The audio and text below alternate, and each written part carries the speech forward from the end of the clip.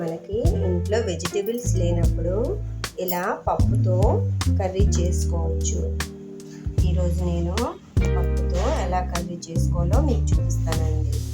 నేను దీంట్లో 2 బౌళ్ళు పప్పు తీసుకుంటున్నాను. మొసలి పప్పు అండి. మీరు కావాలంటే శనగపప్పు కూడా తీసుకోవచ్చు. 2 బౌళ్ళు తీసుకుంటాను, అంటే 1/2 కేజీ అండి. దీన్ని మీరు 1 గంట ముందులా నానబెట్టి ఉంచుకోవాలి. చూడండి, ఇలా నానబెట్టుకున్నాను. ఇలా అయింది, గంట ముందర నానబెట్టుకుంటుంది. దీన్ని బాగా వాష్ చేసుకొని దీన్ని మిక్సీ బౌల్లో మిక్స్ చేసుకొని ఉంచుకోవాలి. గ్రైండింగ్ చేసుకొని పెట్టుకోవాలండి. పప్పు బజ్జీల కూర కోసం కావలసిన వస్తువులు ఇవ్వండి. చూసారా, 2 పెద్ద సైజు టమాటోస్ తీసుకున్నాను, కొద్దిగా పచ్చిమిర్చి, కొద్దిగా కాజు తీసుకున్నానండి, 1 ఆనియన్ తీసుకున్నాను, వెల్లుల్లి 6 తీసుకున్నాను, అల్లం ముక్క తీసుకున్నానండి. వీటిని కట్ చేసి పెట్టి ఉంచుకోవాలండి. చూడండి, నేను పప్పుని మిక్సీ కొట్టుకున్నాను. ఇలా గ్రైండ్ చేసి పెట్టుకున్నాను. బాగా చేయవసరం లేదండి, ఇలా గరుగ్గా ఉంటే చాలు. దీంట్లో కొద్దిగా తిన్ సోడా అండి, కొద్దిగా సాల్ట్ వేసుకుంటున్నాను, 1 స్పూన్ జీరా పౌడర్ అండి, 1 స్పూన్ కారం అండి, కొద్దిగా పసుపు అండి వేసుకొని బాగా కలుపుకొని బజ్జీలు వేసుకుంటాను.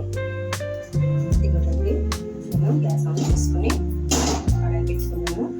దీంట్లో కొద్దిగా ఎక్కువగానే ఆయిల్ వేస్తానండి. బజ్జీలు చేస్తాం కదా, దీంట్లో పప్పు బజ్జీలు. కడాయి బాగా వేడెక్కిందండి. ఇప్పుడు బజ్జీలు వేస్తాను.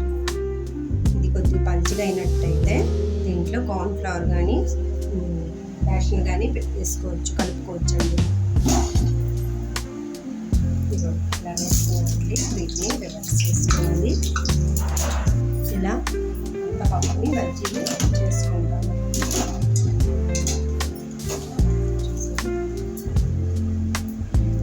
చూసారా, మన దాల్ బొడలు రెడీ అయిపోయాయండి. దాల్ బజ్జీలు దీంతో కర్రీ చేస్తాను. ఇప్పుడు మనం కట్ చేసి పెట్టుకున్న వీటన్నిటిని ఫ్రై చేస్తానండి అదే ఆయిల్లో. ఇలా కట్ చేసి పెట్టుకున్న ఈ మసాలాని బాగా ఫ్రై చేసి మిక్సీ బౌల్లో తీసుకొని గ్రైండ్ చేసి పెట్టుకుంటానండి.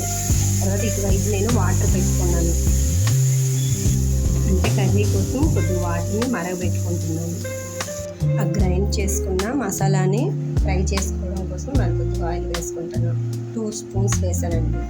ఫస్ట్ అయితే నాకు 200 గ్రామ్స్ ఆయిల్ తగిలిందండి వంట కోసం.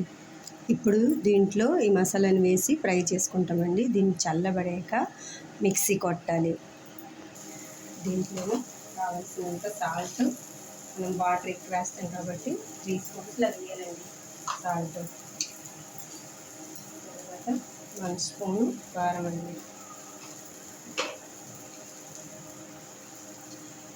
2 స్పూన్స్ పసుపు, జీరా పౌడర్ 1 స్పూన్ వేసి బాగా ఫ్రై చేసుకోవాలి.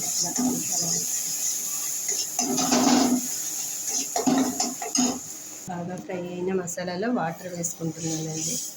దీనికి చాలా వాటర్ తగులుతుంది. కంప్లీట్ అండి. ఇది చల్లగా అయ్యాక 2 మినిట్స్ తర్వాత ఈ బజ్జీలని వేసుకోవాలి. బజ్జీలను దీంట్లో వేసుకోవాలి.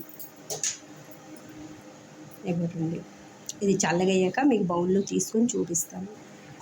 ఇవ్వటండి, కంప్లీట్ మన బొడా కర్రీ, అంటే పప్పు బజ్జీల కర్రీ అండి. దీనికి బెంగాలీలు బొడా, దాల్ బొడా తొరకడి అంటారండి.